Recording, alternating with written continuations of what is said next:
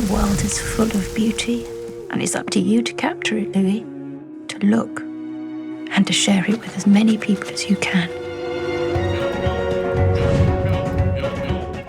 Louis Wain was a much celebrated Victorian artist who was adored for his anthropomorphic drawings and paintings and illustrations of cats. He was also an inventor, a boxer, and all sorts of different things. In fact, I'm rather late for a meeting. I've written an opera. This is not an opera, Mr. Wain. I couldn't put my finger on it until I actually looked it up. Louis Wain, who is that? And then as soon as I saw an image, I went, oh, I know who this is. His pictures were very funny, they were very charming. It's very recognisable. These beautiful, big, cute little eyes, and they're all quirky and kooky and sweet. He was kind of instrumental in turning cats into the domestic animals that we know and love today. I've heard even gentry are keeping cats as pets now. Did you say that they would turn blue? Yes, of course. Wow. Well, Mr. Wain, thanks to you, us cat people are out of the shadows and finally able to celebrate in the open.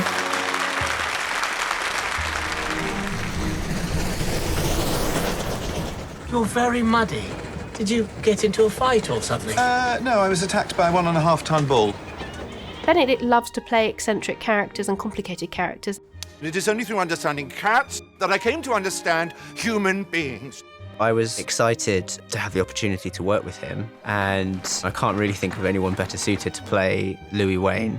I had a huge connection to Louis Wain because as an artist, I love drawing. Just copying brushstrokes or energy, you do then start to weirdly embody it. This is getting nearer to that person, inhabiting that person. To be able to play someone from such a young age to the final moments of his life.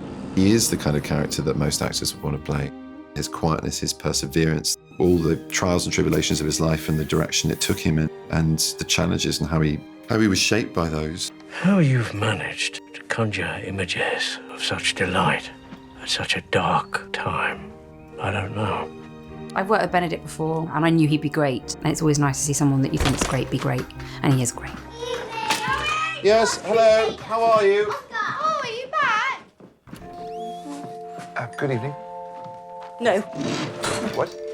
Go away, go away. I think we were just incredibly lucky to get Claire. With all of the characters, I wanted there to be a messiness and a humanness. Miss Richardson, get out of the wardrobe.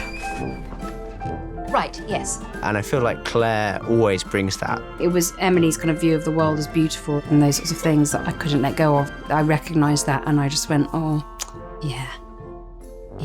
It was a no-brainer. She's just magic. What she does is bring an amazing acceptance of a very particular character. She makes their love of each other completely believable. It's such a beautiful relationship because they do complete each other. Hey! This club's for gentlemen only!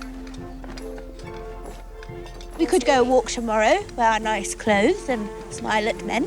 I had a lot of fun with the Wayne sisters, and some of my favourite moments in the movie are when the Wayne family are all together.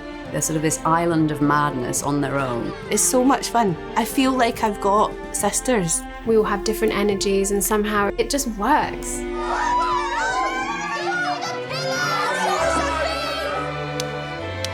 It's very much Will's vision and the way that Will has painted his picture. With charm, wit, sophistication, he's the perfect marriage for this material. Will is totally extraordinary. That guy is a genius. He's going to do amazing things. He's really special. We've really pushed the colours and textures. As a result, it means that you're getting to see a side of London that you wouldn't normally see. At certain important moments in the film, we feature the colour blue. Out of that grew this language of Emily and, in a way, language of love. When I was shown the script, I thought, wow, great challenge, purely for the quantity of cats. Cats do what they want, as we all know, and that doesn't change on a film set. Peter! Let me get Peter. Oh, Peter! Oh. Peter? Oh, Peter! We have the cat's input now. Maybe the cat's got something to say.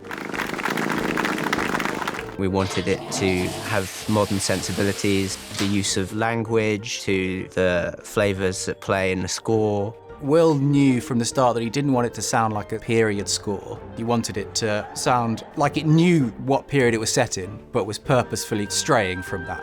Even decisions about hair and makeup. We wanted people to look real and accessible. I love that Will has really stressed, you don't have to play a period character. He had no interest in that, which is what makes it so interesting, I think. I'm a big believer in the mess of human beings, and that's a big part of it, I think, is not trying to make a piece of work that feels like absolutely polished. Let's make it feel like it would have felt in the room. I think the film really celebrates uniqueness and difference. You expect a period film about an artist, but it's psychedelic. This exploration of an era, but through this heroic outsider who'd given the cat such prominence in culture. Louis loved them, and all the pictures are injected with that love. It tackles huge issues, mainly mental health, but at the center of it, there's this incredible love story. This is our place. This is where I'll be, Louis.